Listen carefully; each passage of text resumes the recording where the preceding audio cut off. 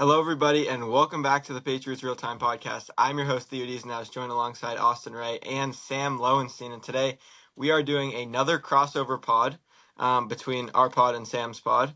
But today we're going to be doing something a little bit different. Usually we kind of talk, we go through the storylines, 3 up, 3 down. But today we're going to be doing 6 different debates, 6 different highly talked about Patriot debates, those being the greatest wide receiver in Patriots history. Austin, who's that? Efton Chisholm. Yep. Who is the best Patriot of all time, or who modeled the Patriot way the best? Is Will Campbell a guard or tackle? So it's going to be more of that. If you watched the podcast yesterday, we talked about that yesterday. Biggest position of need for this Patriots team? The best Patriots team of all time, and then what was the best Patriots Super Bowl of all time? So those are the 6 topics. But before we do that, Austin, Sam, how you guys doing today? Doing well. Yeah, I'm doing great. That's good.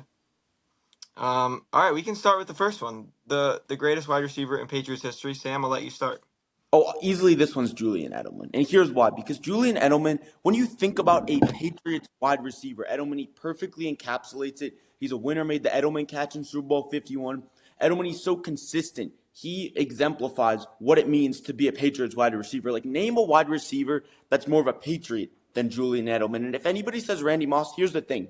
He only played for a little bit on the Patriots. Best wide receiver on the Patriots is different than best Patriots wide receiver. It's kind of like if you said Kristaps Porzingis was the best Celtics big man of all time. Does that make sense? No. That's why it's Julian Edelman. He encapsulates. He's better than Wes Welker. He played for longer, more consistent for the team. Easily, it's Julian Edelman. All right, Austin. So, I'm going in a completely different manner. I 100% agree with what you said about the whole Kristaps Porzingis being like the best center of Celtics history. That's an argument you can make. But I'm going to go with Randy Moss for the best wide receiver in Patriots history. In 52 games, can anyone guess how many touchdowns Randy Moss scored? 36. 50. 30. 50? He scored 50 Whoa. touchdowns in 52 games for the Patriots. Okay. I mean, that's all I like need to that. say. He had 3,900 yards over 4 seasons, and in the 2010 season, Did he win any so Super Bowls, though? The He Patriots didn't, are but a team that they are marked on their success. Randy Moss could not get it done in the big game. Edelman, you take a lot of his catches. He was clutch in the playoffs, made the Edelman catch. Did Randy Moss do that? How did he do against the New York Giants in Super Bowl 42? Not great. That's a fair argument. I agree, but I still think you can't just count a man out just because he didn't win a Super Bowl.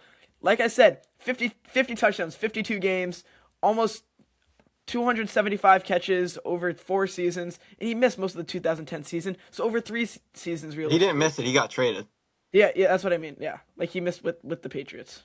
Yeah. Okay. So you take the stats of Randy Moss, and then you take the patriotism of Julian Edelman, and who do you get? You get Stanley Morgan. This is a guy that played for the Patriots for 12 seasons from in the 70s and the 80s, right? Sure, he didn't win any Super Bowls, right? He embodied what a Patriot, being a Patriot meant. You guys are laughing. I don't understand why you guys are laughing, right? Stanley Morgan, right here. He was the first great playmaker for the New England Patriots. He was a 4-time Pro Bowler. How many Pro Bowls does Julian Edelman have? He has 1. How many All-Pros does he have? He has 0. Now, Randy Moss on the Patriots, he can't have 4 Pro Bowls because he only played for 3 seasons for the Patriots. So, and I guess it was technically like 4, but he didn't have one in 2010 or whatever. But I personally, you look at touchdowns, you said, oh, how many touchdowns did Randy Moss have? 52? Well, Stanley Morgan had 72. So that's more touchdowns. And how many seasons? 13. Still, who's the best Patriot receiver of all time? I agree with Sam's sentiment that it's like the best Patriot receiver of all time. Randy Moss is known for him playing with the Vikings more than he is for the Patriots. And sure, you can say Julian Edelman had a great postseason run, but was Julian Edelman one of the best receivers in the NFL at the time? No, he really wasn't. Stanley Morgan was a top 5 receiver for 5 to 10 years in his run with the Patriots. But here's the thing, Julian Edelman, you said he still made a Pro Bowl. And what's more important, winning Super Bowls, especially on a team like the Patriots, we're not talking about a struggling franchise where it's like Kirk Cousins-esque, can put up all the stats. And yeah, it's like saying like, oh, but they had good stats in the regular season. Yes, of course, that's important. But when it boils down to it, of course, Edelman and Morgan, they both played with the Patriots for longer than Randy Moss. What's more important, Pro Bowls or Super Bowls? Easily it's Super Bowls. Edelman, he still had good stats in the regular season as well. He was awfully consistent, and this is about the Patriot way. when you have to hold a player to the Patriots standard, Super Bowls come into the factor.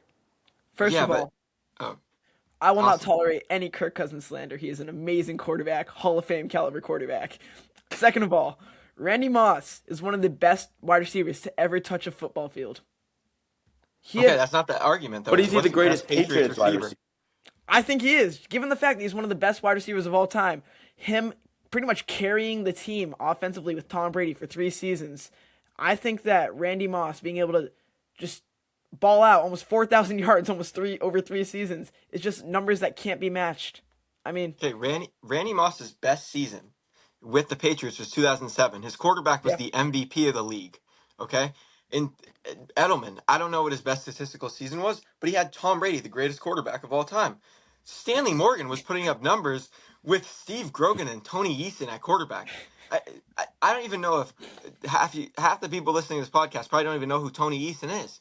Steve Grogan was a fine quarterback. He's not. I think he's a Patriot Hall of Famer. Certainly not even touching the Pro Football Hall of Fame. No disrespect to Steve Grogan, but you look at the quarterbacks. Like he was able to put up better stats than Julian Edelman with the quarterback play that he had, which was not Tom Brady. I mean, Tom Brady is a once in a millennium quarterback. I Okay, don't. he was still your guys' quarterback. Okay. Okay.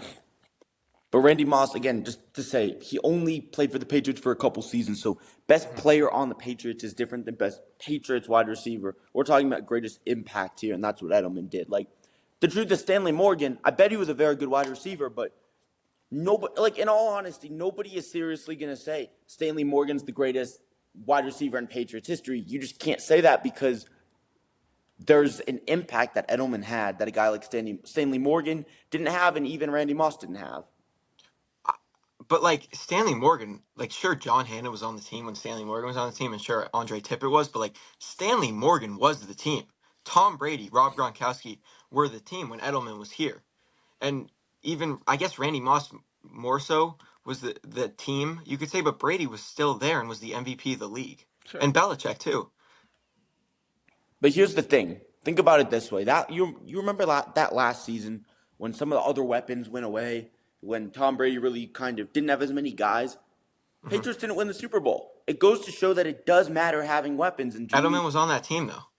yes, Yeah. but he was the only guy, and that's the same thing. And so that means that he's at least as good as Stanley Morgan. You can't say that he's worse than Stanley Morgan because he still had a good season that year, even when they didn't do well, and he won a bunch of Super Bowls. Okay, That's fair. I respect it. I respect it. Stanley Morgan though. No, I No, no. agree much. I agree much more with Sam than I. Well, you guys, Than none of you guys saw Stanley Morgan play like I did. Oh yeah, When did you see Stanley I'm Morgan sorry. That's my bad. back in the day?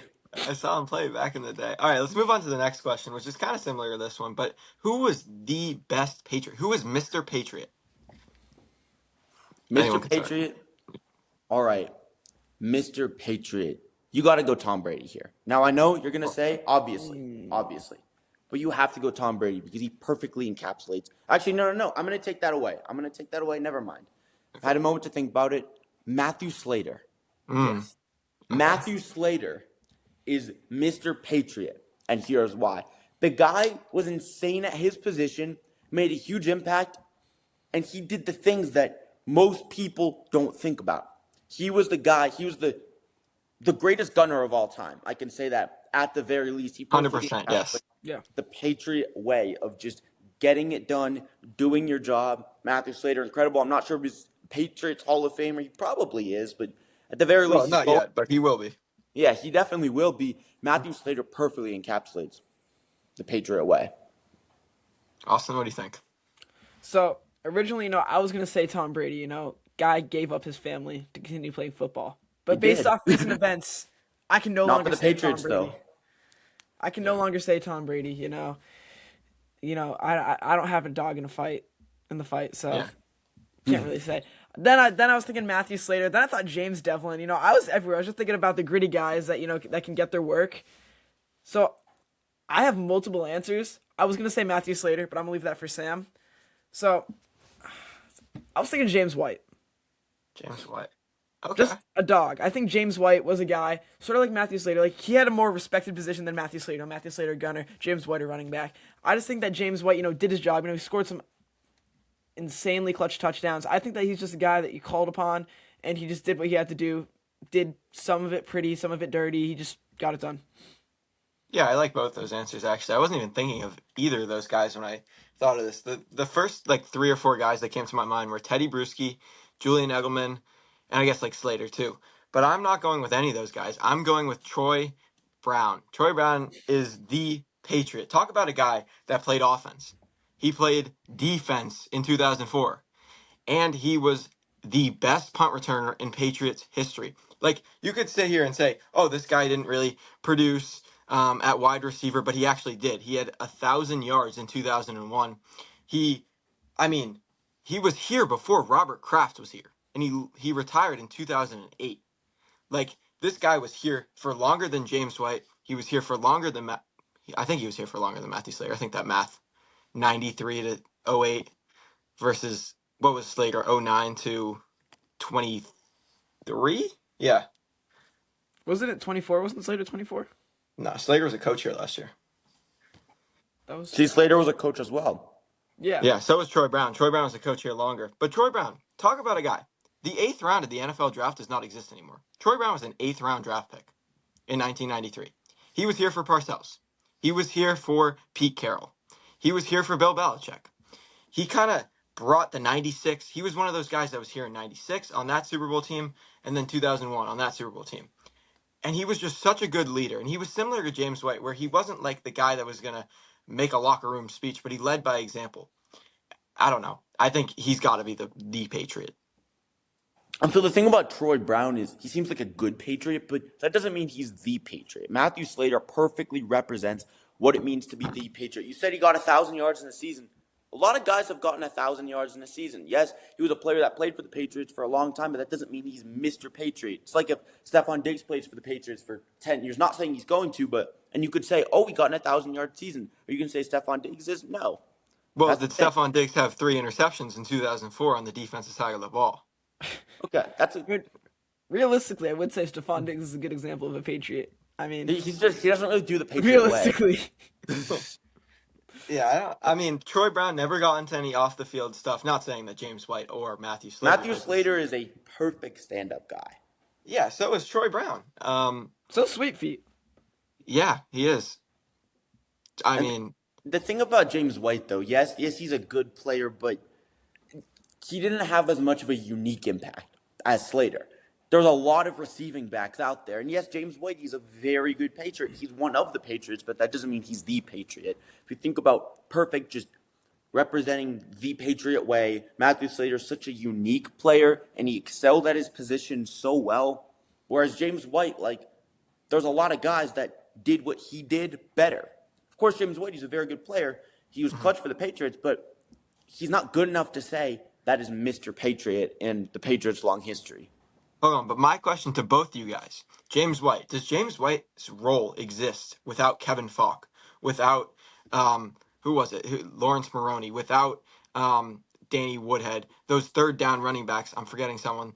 Of course, that's why he's not Mr. Patriot. Exactly, but no, I have one for you too. Does Matthew Slater's role exist without Larry? I guess it exists, but how many Well, great special teamers have the Patriots had? They've had Larry Izzo. They had Bethel Johnson. They had Matt Slater is one of them. They had Nate Ebner. All these guys. Nate Ebner, you can't put Nate Ebner and Matthew Slater in the same category. Nate Ebner's good, but you can't put him on the same level. Matthew Slater. Well, nobody's on the same level as Matthew Slater, but all these guys have kind of been there for the Patriots. But you look at Troy Brown. He was the first true Patriot slot receiver.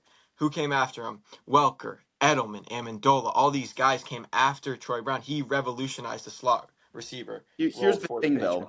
Here's the difference between a guy like Troy Brown and a guy like Matthew Slater. Okay, Troy Brown, you could say he revolutionized it, but all those other guys did his position just as well. Julian Edelman, who I talked about in the last segment, nobody has done Matthew Slater's role better or as good as Matthew Slater, and that's why he's Mr. Patriot. I think that we're starting to see Brendan Schooler get in there. Not that Brendan good. Schooler's not as good as good, Matthew but he's Slater. not He's getting that there. good. He's getting there. We'll see. We'll see. Yeah. No, I think everyone made good arguments. There's so many guys that you could choose, like Teddy Bruschi. This guy like came back from a stroke, played for the Patriots. Incredible. Yeah. And he was the I think one of my grandparents has a Brewski jersey, or maybe it's my dad. They have all these like old Patriots jerseys, so I know about like Ty Law, Teddy yeah, Bruschi, all yeah, these yeah, yeah. Troy Brown. Troy Brown. Troy Brown. All right, let's move on to the next one. This is more of a current thing. Is Will Campbell a guard or a tackle? I'm gonna start with Austin. I'm the moderator here. No, we're not doing. Remember, we said we're No, not we're doing doing one. everybody. We're doing everybody. Oh, I think that Will Campbell's comfortable where he is. I think we just need to grow him. I think that he is that guy. He will be fine. He will come back from his injury. He will be fine, and he will just be an all-time Will Campbell. All right. I have something to say if that's all right about that. Will Campbell can be a solid tackle. He can be a decent tackle, but you don't draft someone that high for them just to be solid. That's why you need to shift him to guard because he can be an all-time guard. He's already doing well at tackle. He was like 11th best in pressure rate. He could go up way, way higher if you put him at guard. Patriots could definitely draft a tackle and have an all-time offensive line. Imagine a pair at guard with him and Jared Wilson. That's going to be nuts. Jared Wilson's going to develop as well. But if you put him at tackle, he's just going to be solid. He'll be like a Nate Solder. He'll be a decent tackle, but you don't draft that high just for decent. You want great. I think Well, that Theo, you can. can I go? All right. My argument with that, with Sam, is that like I who says Will Campbell's going to be a great guard? He's never played guard in his life. He gets beat with power. At guard, you only have power rushers because they're interior defensive linemen. And a solid tackle is more valuable than a great guard to me. It's harder to find tackles. There's like 15 good tackles in the NFL, and Vidarian Lowe, a guy who not a lot of Patriots fans like, is going to get $15 million a year this year to be a backup tackle because that's how valuable the position is. Okay, and yeah, you said like you didn't draft the guy at 4 to be okay, but we kind of knew that. At least I knew that Will Campbell wasn't going to be a great Me tackle too. because of Me the arm. too. I have a Yeah, video on it where I say he's going to be decent, but not great. Yeah, I he's going to be a decent tackle, which I think is more valuable than a guard. And Will Campbell in the playoffs was hurt. You can tell a clear difference in his athleticism from I watched Mhm. a game in week 3 or rewatched the film yesterday. He was so much more athletic. He was able to move so much better. You look at Will Campbell, you're in a 40-yard dash in the fours. So he's able to make up for his arm length with his athleticism. If he gets better coaching, he can be a good, solid tackle that doesn't make mistakes like we saw in the Super Bowl. Well, my question to you is, how do you think he's going to get better coaching than he already is? The Patriots already have a world-class coaching staff. I Well, think I don't. Oh, Austin. so. Sort of what I was trying to say earlier is that he needs more experience. People are forgetting about Will Campbell from before the injury. People are just remembering him post-injury his playoff run. But I think sort of something that we talked about earlier in another podcast is if you get a guy, just for example, throw a name here, like Max Crosby, and you line him up against Will Campbell in practices, I think Will Campbell grows exponentially just through that experience, through those practices, just getting him more reps against these high caliber players. So I think that, I mean, not doesn't need to be Max Crosby, just any high caliber player. I think if you keep lining him up, kind of continue to get Will Campbell those experiences, I think that he'll just continue to get better every day. So, well, I did a podcast with Bryson yesterday. I don't know if you know him. He's on X. He's pretty popular. But we talked about you because you mentioned the world class coaching. That, but to be honest with you, I I don't think that Will Campbell is receiving good coaching at all. Doug Marrone, like, yeah, okay, we know Doug Marrone's name, and he said this. Like, this isn't my take, this is his take, but I agree with him. He said, we know Doug Marrone's name. We know Doug Marrone was the head coach of the Jaguars. But do we know if Doug Marrone is a good coach? No, we don't. The offensive line never improved. The Patriots, Jared Wilson and Will Campbell, continue to struggle with stunts all year long. And yeah, I think Will Campbell improved at a few things, like receiving help from Hunter Henry. I think he was terrible at that at the beginning of the season, and I watched the Super Bowl, and he never struggled with it in the Super Bowl. But I've heard from Andrew Callahan that Doug Marrone's coaching style is more of a, all right, I'm going to let you guys do this. You guys are going to do this, and then just do your own thing, right? So I don't know how good that is for Will Campbell. So I know this kind of contradicts what I said, where he's going to get coached and get better, but I don't know. I don't know how good of a coaching job Doug Marrone is doing right now. So then that definitely decreases his value then if you don't think that he's going to be able to Yeah, but then he has to switch positions, which he's never done before. And Yeah, if you don't have coaching, then it's going to be harder. exactly. But guard's easier than tackle, though. Yeah, but But if I had played tackle my whole life, I can't play guard. if you get drafted to be Not necessarily. Well, that's not necessarily true. if you But get like, drafted yeah, to be a tackle and then you don't have the coaching to switch you to guard, sure, it may be easy, you may be able to learn it to an extent, but I don't think it'll make you a world caliber guard. I don't know what I was world going for caliber, there. world World caliber. class. I don't know what I was going for there. World World class. caliber. Yeah. Yeah, I don't know. I don't see. I don't. I would not love. So if Will Campbell struggles again at tackle this year, then I say let's have a conversation. But he was fine. Like he was fine for the majority of the year until the playoffs. He needs better coaching, though. If he's going to be a great tackle, he needs that better coaching. If the Patriots can bring that better coaching, okay, maybe. But as you said with Doug Marrone, they're not going to have that good coaching. Yeah. All right. I like it. All right. Let's move on to the next one. Number 4. The biggest position of need for the New England Patriots is. Oh, you guys can go. Austin, you want to go first? So I would say wide receiver. I I have think that one too. that Yeah. what's that? I have that too. So look at the playoff run. I know I said don't judge like at and during the playoff run for Will Campbell, but for this, Yeah, because he was hurt. yeah, exactly. For this wide receiver room, they were non-existent during the playoffs, in my opinion. I think, I mean, if you have Stephon Diggs, Kayshon Boutte, Demario Douglas, I mean, even Kyle Williams, one of those guys has to be able to get open. Kyle Williams is going to be great next year. I agree. I 100% agree. I think Kyle Williams is going to be a great receiver one day. I love Kyle Williams.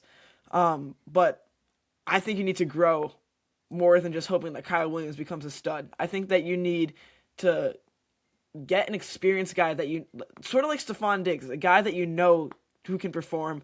I mean, with Stephon Diggs, we didn't necessarily know he could perform because he was coming off a torn ACL. But get a guy that you know, like AJ Brown, for example. Get a good wide receiver, someone that you know is a high quality player. I think bring him in, teach the young guys like Kyle Williams, and just create a sort of stronger room with more options. Yeah, no, I agree with that. Just need an elite wide receiver one. Mm-hmm. I don't necessarily know if you bring in a guy because I feel like Stephon Diggs is that guy who would come in and teach, and he did that I to an agree. extent this year. He just wasn't good in the playoffs. Like nobody could get open in the Super Bowl. It Stephon Diggs, I didn't fully get to delve deep into his film. I watched more Will Campbell, but I've heard from Evan Lazar that Stephon Diggs looked like he didn't know what he was doing out there. It looked like he was sitting in zones this season. And this is, we saw this. He was getting open. He was, using his brain because he's been in the NFL for what, 11 years now to get open. Even though he's not the fastest guy anymore, he's not the most athletic guy anymore because he's coming off a torn ACL. He used his brain to get open. But in the Super Bowl, it looked like or in the playoffs, honestly, he lost that. He had what? No, he had a bunch of catches for like 100 yards in the playoffs in 4 games. He had games in the regular season with more catches than that. So I think they need a guy that is explosive, a guy that can make plays with the football in his hand after the catch and not just one time every 3 games like Kyle Williams did this year. They need a guy who's consistently consistent. All right, what the Patriots really need is to bulk up the offensive line. Now, I will say, you guys, the thing about the wide receiver room is that is a positional need. It is probably the second highest need on the team, maybe third, but you have to be honest, after that Super Bowl, if Will Campbell's going to play tackle, you're going to need a great guard. Yes, If I he's agree. going to play tackle, you're going to need a great guard. And the Patriots, especially think about it this way. They are going to be drafting, 31st or whatever? Yeah, 31st overall in the first round. It's going to be much harder to get a top wide receiver at that point. Well, So there's a they could guy. trade down a couple picks, maybe like third pick in the second round or whatever, then pick up an offensive guard, get a tackle, whatever, something like that. Really bulk it up and protect Drake May because that's going to establish everything. And then there will be less sacks, less pressure on Drake May, and the offense can flow much better. That's what we saw this year with getting Will Campbell and Jared Wilson. Yes, it maybe wasn't perfect, but the offensive line was absolutely lackluster before, and it helped a lot this year. Yeah, so I think the one thing about drafting a rookie guard is that I think Will Campbell needs an experienced guard next to him. Mm-hmm. I think I said this on our podcast earlier this week, Yeah. Austin, Yeah. but Will Campbell struggled this year because he was injured and because he has short arms sometimes. But well, not he doesn't have short arms sometimes, but he struggles sometimes because of the short arms. But also because Jared Wilson was a rookie playing next to him. So I don't think you add another rookie. I feel like that would make life more difficult for him.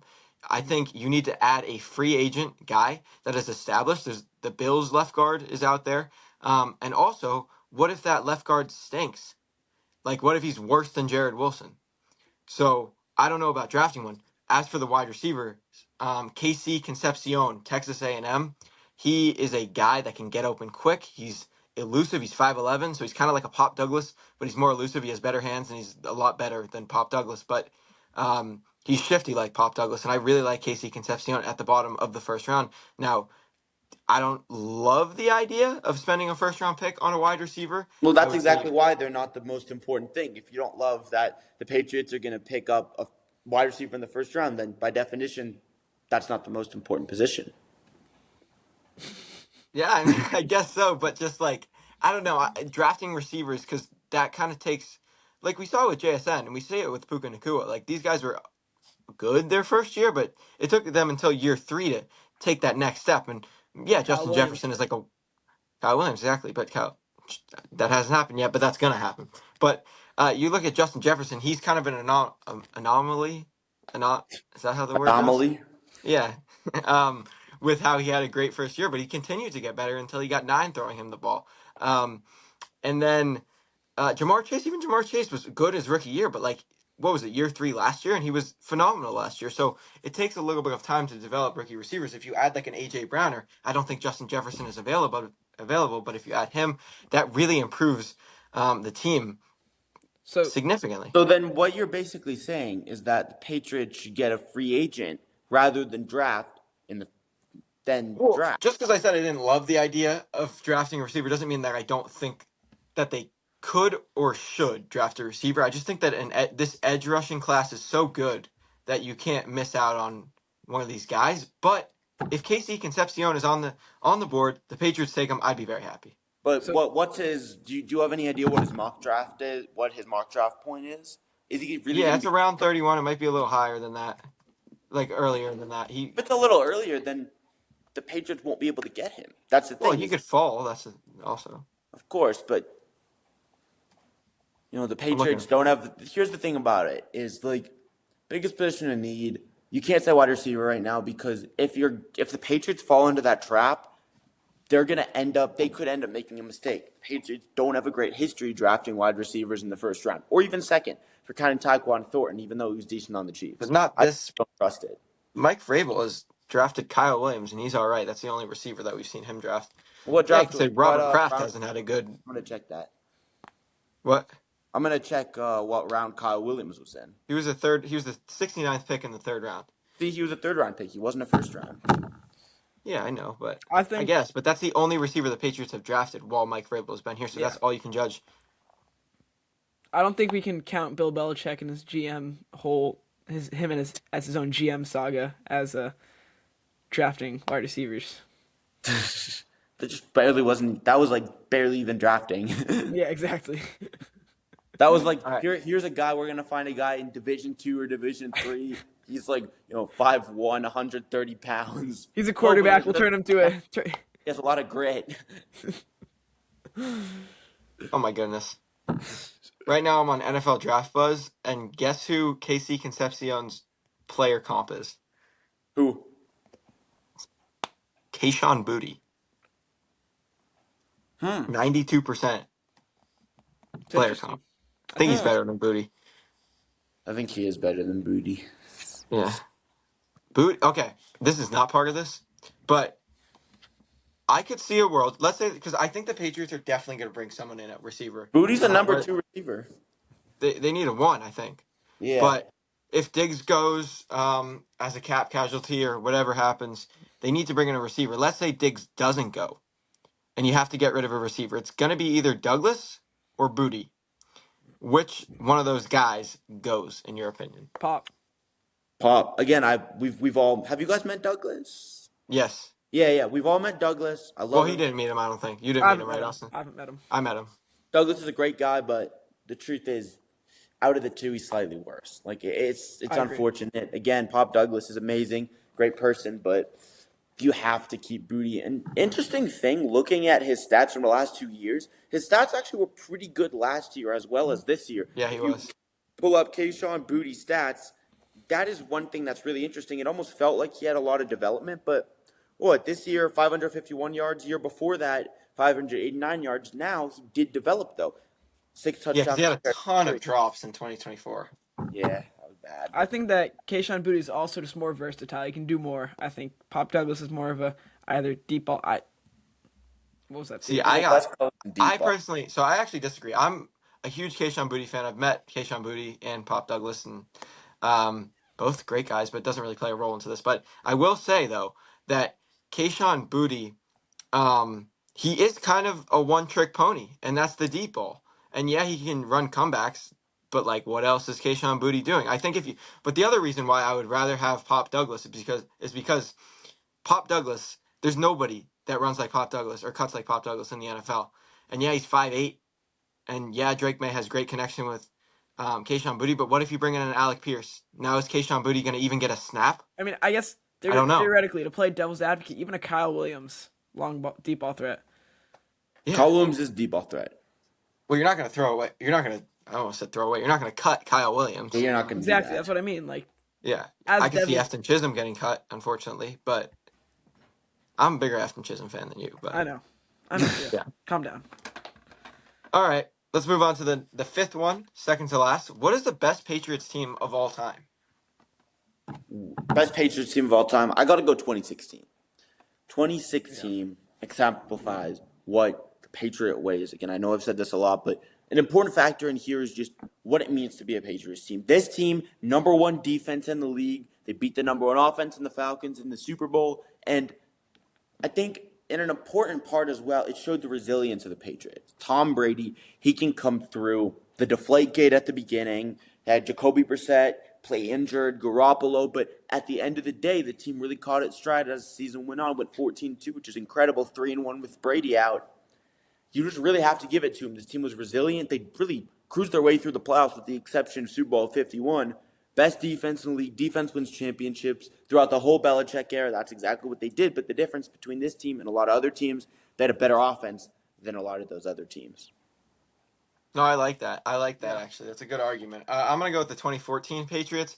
I know you said they had a really good defense. I think the 2014 defense was better than the 2016 Patriots defense. You look at some of the guys on that 2014 team. Darrelle Revis was on that team, and he had an MVP type season for the Patriots. I think he got an MVP vote. Vince Wilfork was on that team still. Chandler Jones was on that team. He was still in his prime. He wasn't on the 20. He might have been. Was he on the 2016 team? No, he was not on the 2016 He's on the team. Cardinals then. Yeah, he wasn't on the 2016 team. Jamie Collins was still on the team. Brandon Browner, the physical corner that they brought in from Seattle, was on the team that year. Deron Harmon was still on the team. McCourty, Chung, you know these guys. They were on the team. Gerard Mayo and Rob Nikovich were still on the team. So you still had some of those 2011 Super Bowl team guys like Wilfork, Mayo, and Nikovich, but it was also combined Ninkovich with was on the 2016 team as well. Same with Chung. Yeah, he was on the 2016 team. Same with Right? a lot But of he these wasn't other as good in 2016 as he was in 2014. Remember, he made a huge diving play backwards in the game against the Rams. He made some great plays that season. Yeah, he had a huge sack on Russell Wilson in the Super Bowl, though. This team, what was the points per game that you had in 2016? Did you have that up?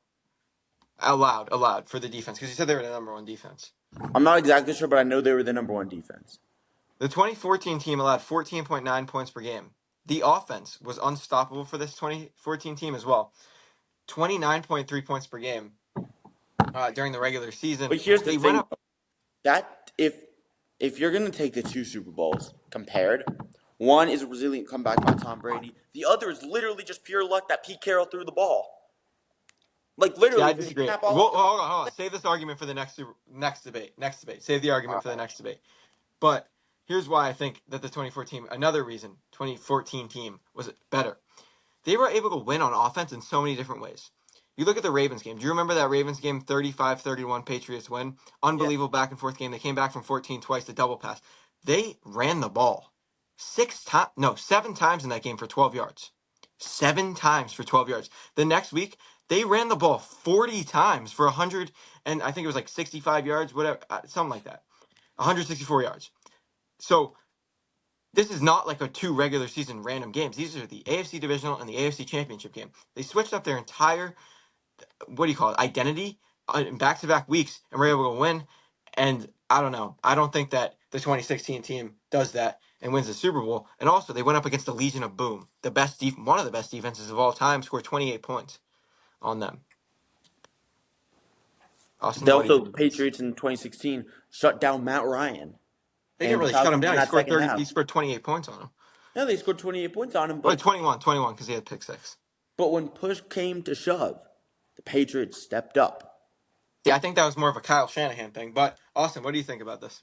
So I agree with Sam. I think the 2016 team is the best Patriots team to ever play. And I also think another argument you can make is name another time one season produced 3 starting quarterbacks, technically. Jimmy Garoppolo is on the 2014 team. Yeah, no, but Yeah, the but Jacoby 2016 Brissett. team. Jacoby Brissett is one of the best backup quarterbacks in the league. Not Yeah. really. He kind of stunk last year when he played for the Patriots. Well, yeah, he's He's what? a backup. He's a backup.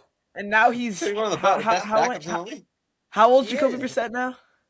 Old. Let me Exactly. check. But the thing He is, thought dude, did you see the Patriots versus Bills game in 2016 yeah, when but they he was injured. lost? He had an injured hand or something Yeah, like that. he had a broken. He had like what was it? It was a He broken. had an injured hand in Yeah. that game. Broken thumb and or he something shut like out the Yeah. Texans in the game before, 27-9. Yeah, I mean, No, I understand that, but he lost to the Bills, who were absolutely awful that year. well, he had something He broken had on a his broken- hand. I mean, Play with a broken hand. look at not Michaela Schifrin. Look at Lindsey Vaughn trying to ski with the torn ACL. You're gonna say that she's a That's bad? so different. Drake You- May had a bum shoulder, and he still threw for 295 Are you yards. gonna he say lost that the Michaela Super Schifrin? Wow, you gonna say Lindsey Vaughn's a bad skier because she fell because she had a torn ACL? Are you going to say that Jacoby Brissett didn't throw for 103 yards in the game against Houston without a broken finger? But it was his first game ever. He was a third string quarterback. He got the Okay. job done. His job was to be game manager. That's why he's a Yes. backup. I'm not saying Jacoby Brissett is a good quarterback even. I'm just saying he's a good backup. He's a decent quarterback for a backup. Sure, but that doesn't really matter when he only played 2 games in the season, 2.5 2 games are a or lot. whatever. 2 games can get you the first What year. 2 percentage games of can that keep you out of the playoffs. out of the 16 if you're gonna do? Like 19. that's 12.5%. That's pretty high. If Yeah, they lost both those games, they still won the Super Bowl. you can't say that for sure. Can't say that for sure. You don't know. I can say Maybe that the for sure. momentum, maybe Deflategate hurts them. Wait, so Theo, if they lost those 2 games and still win the Super Bowl, doesn't that mean they're the best team? If they can still win a Super Bowl with a harder playoff schedule? I don't even think they would have had a harder playoff schedule. They were the 1 seed. Probably. They would have gone 13-3 if they lost both those games. I know. Because Yeah. they already lost one of them. So, the 2014 Patriots did have a worse record than the 2016 Patriots, but the 2016 Patriots had an easy schedule. They were easy schedule merchants before the 2025 Okay, I Patriots. don't even want to hear that, Theo. Why are you saying easy schedule? Let's talk about it. Right. All right, Arizona terrible that year. Miami terrible. Houston made the playoffs. Buffalo Miami, they won terrible. with a Cleveland backup. 0-16. Cincinnati terrible. Pittsburgh made the playoffs. They beat them. Buffalo They was made terrible. the AFC Championship game. Yeah, I said Pittsburgh was good. I said Pittsburgh was good. So far we have Pittsburgh and Houston as good. So Seattle was good. San Francisco was awful. The Jets were bad. The Rams were bad. Baltimore, I think they missed Baltimore the playoffs. was good. They drove No, Theo. they missed the playoffs. Theo, They were good though. if Yep. the 2016 Patriots were easy schedule merchants, what were this year's Patriots? Easy schedule merchants. Okay. You've never admitted that before. I said it yesterday if you watch the clips. Only saying it now. Well, the season's over, and if we look at the Patriots in 2025, their deep passing game never was good against a good team. Drake May didn't throw a touchdown Okay, against we're not the Bills. arguing this. We're not arguing. All right, this is a totally different thing. Yeah. All right, let's get to the greatest Super Bowl of all time. I'm going to start this time for the last one. The greatest Super Bowl of all time is obviously, without a doubt, Super Bowl 49, Patriots versus Seahawks. You want to talk about the greatest game of all time? Back and forth battle. First up, you start off JoJo LaFell touchdown. But first, actually, before that happened, the Patriots drive into the red zone. Jeremy Lane interception, and guess what? He breaks his arm. And then Edelman broke his arm. All right, then JoJo LaFell touchdown. Marshawn Lynch touchdown. Gronk touchdown. There's like 50 seconds left in the half at this point. The Seahawks drive down the field, and guess who catches a touchdown pass? Chris Matthews. Chris Matthews had 0 catches coming into this game, but he did have the game-winning onside kick recovery the week before.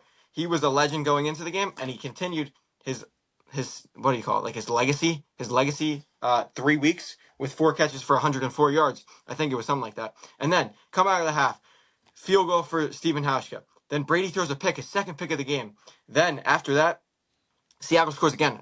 Patriots down by 10. That's the largest lead that any team had ever come back for in the Super Bowl. At that point, obviously 28-3 happened later. And then you know what happened after that. Danny Amendola touchdown, Edelman touchdown, Jermaine Kearse, what a catch. And then what a good decision to throw the football at the goal line. Ended up costing the Seattle Seahawks a Super Bowl because of amazing preparation by the New England Patriots in practice that week, and by Malcolm Butler, who was able to make the greatest play in Super Bowl history. Also, Brandon Browner, what a play by him, picking Jermaine Kearse. Unbelievable Super Bowl. Fights happened after, which was not great, but everything was perfect with that Super Bowl. You cannot say any different opinion. I don't know.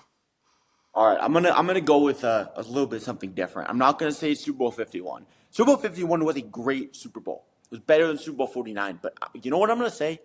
Super Bowl where the Patriots beat the Panthers 32-29. Mm-hmm. And here's why. It was a back and a forth game. Offensive fireworks. It was not a Tom Brady defense Super Bowl merchant game. Tom Brady showed out an Adam Vinatieri field goal to win it. Just absolute fireworks. And that just is the perfect, just exciting Super Bowl game that the Patriots won. That's more exciting than the game against the Seahawks. The Seahawks game, Super Bowl 49, it was a great Super Bowl, but that doesn't mean it's the greatest Patriots Super Bowl. What it came down to, yes, you said good preparation by the Patriots, but at the end of the day, Pete Carroll's trying to play 4D chess. He messed up. Should have handed the ball off to Marshawn Lynch.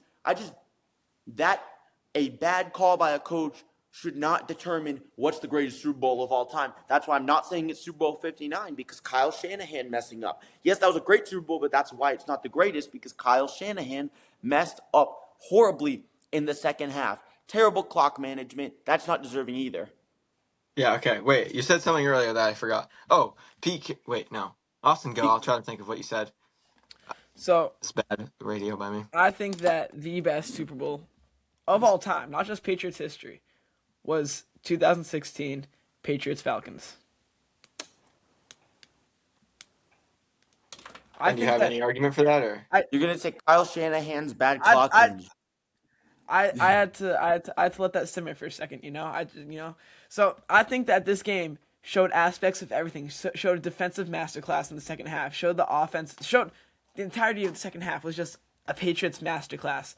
First overtime to go first Super Bowl to go to overtime. Patriots win. James White touchdown. Julian Edelman insane catch. One of the best catches in NFL history. The strips, the Dante Hightower strip sack on Matt Ryan. I think that there are just so many things in this game that just make it so memorable and so amazing.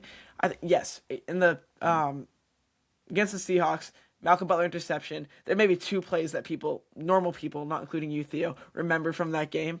So I think that there are just so many memorable moments and just such a masterclass in the second half that I think it's the best. You haven't said anything discrediting the Patriots-Panthers Super Bowl.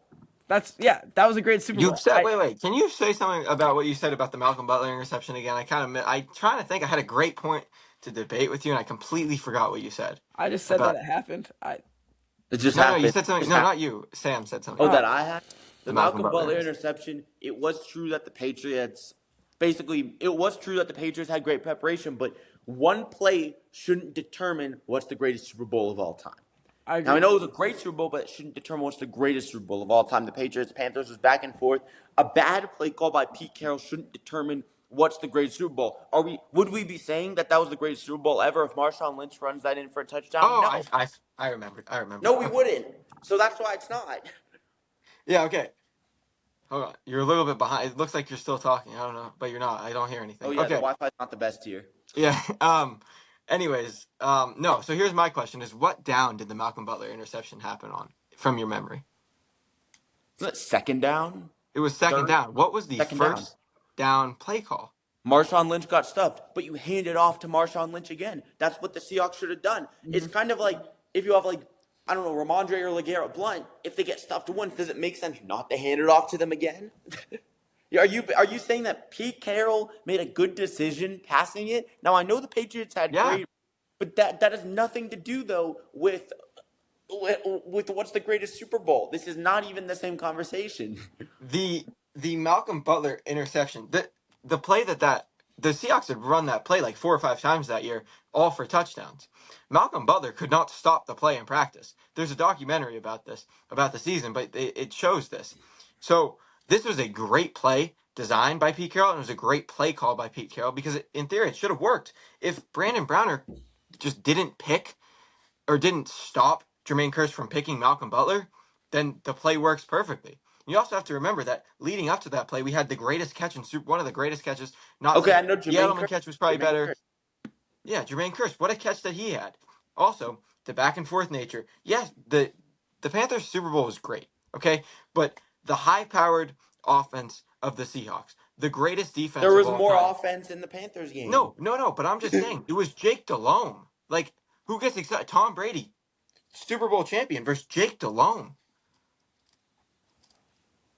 Okay, it was still a great Super Bowl. Like the teams playing. It was a great Super Bowl. No, you're right. It was a great Super Bowl then. It was Yeah, the greatest. Greg Grumble on the call. Greg Gumbel. Gumbel, yeah. Rest in peace. Yeah.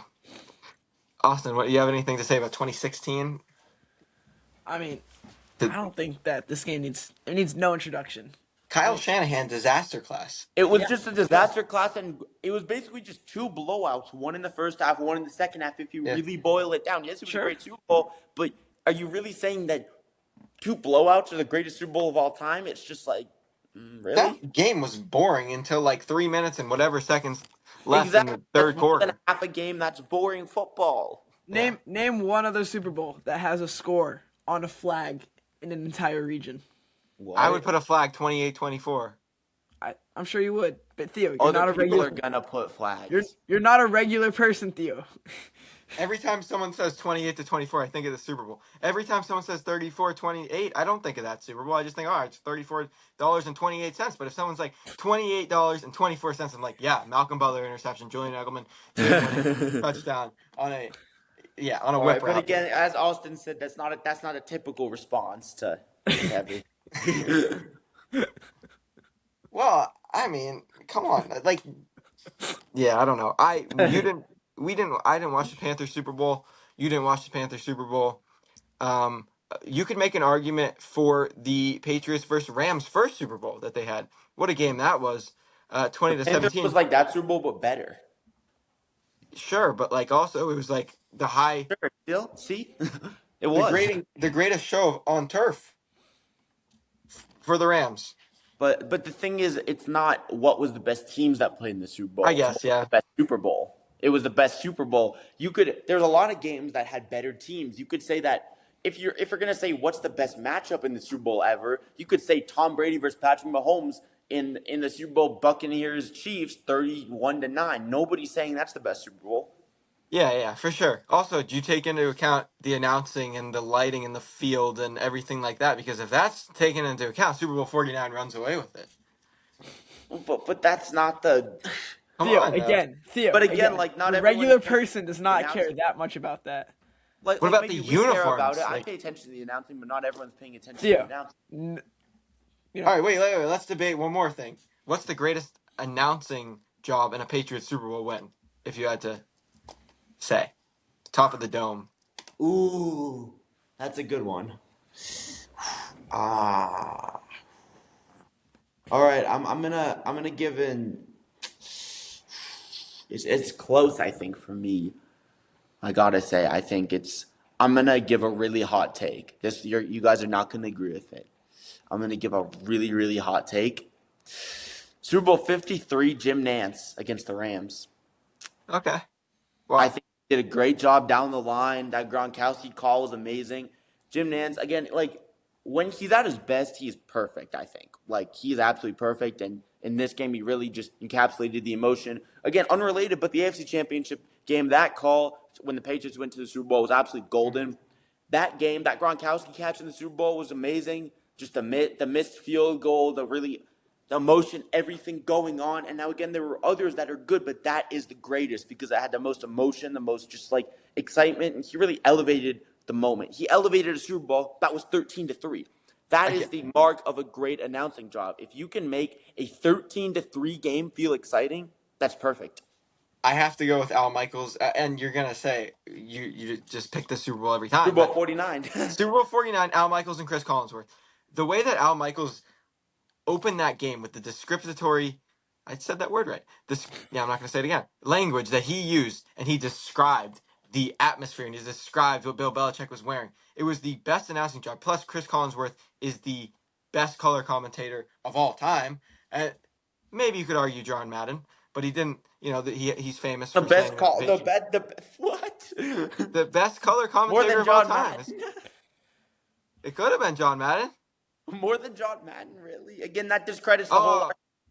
No. It's definitely Chris Collinsworth. Anyways, but another one that I actually liked was the Eagles, the first Eagles Super Bowl, which was it was Joe Buck, Troy Aikman, and Chris Collinsworth. So that was like a mega crew right there. Joe Buck, pretty exciting. Joe Buck. I just don't see it. Now, I will say Joe Buck's had some great calls. I like him. I like him personally. Yeah, Joe Buck really, not good. Again, I think the Packers Seahawks Super Bowl, or not Super Bowl, NFC Championship game before Super Bowl 49, that was awesome. Yeah, it was going to the Super Bowl. Yeah, that was great. But you're really gonna say the same guy that went Mitchell, no flag, it's touchdown, something like that. You just can't say that guy at that point in his career had the best Super Bowl announcing job in history. You just can't. Okay, but like Al Michaels, who I actually said not the other day, it was a Seahawks game, and he called a Rashid Shaheed touchdown, and he was like, and meanwhile Shaheed, and he's already in the end zone. It's like, Shaheed, is he gonna score? He's already in the end zone when he's saying this. Like, you should look up the Rashid Shaheed Al Michaels call. Okay, but that's not not when he's a young announcer. Exactly, that's what I'm saying. I'm arguing for Al Michaels. I'm just saying that Al Michaels, when he was in his prime, is the greatest announcer of all time, and Chris Collinsworth is the greatest color commentator of all time. So you bring them together for 20 years, and then you bring them together for the greatest Super Bowl of all time. It's the greatest announcing. Austin, what do you think? I don't have a dog in the fight. You don't have a dog in the Tom Brady. fight? I don't have a dog in the fight. All right. What about Kevin Burkhardt when he said the Seahawks roar to soar? He said soar, roar, soar to Super Bowl 60, and then Kevin Burkhardt's solid. I like him. Yeah, him and Brady are good. Yeah, he's good. Greg Olson's good. I like JJ Watt as the color commentator. Yeah, he's good. I really like Greg Olson. Yeah, Greg Olson's good. Yeah. All right. That's all the debates we have. That's going to do it for the Patriots Real Time Podcast. Sam, thank you for joining us. When will we be back with another podcast, Austin? All right. I'm going to try to reach out also to I Am Pat's Nation to have him on. Oh, yeah. I'm trying to reach him. Yeah. So, yeah, we'll be back. We'll definitely be doing another collab, or what I call it, crossover episode soon. And yeah, so that'll do it. Thank you. Thank you.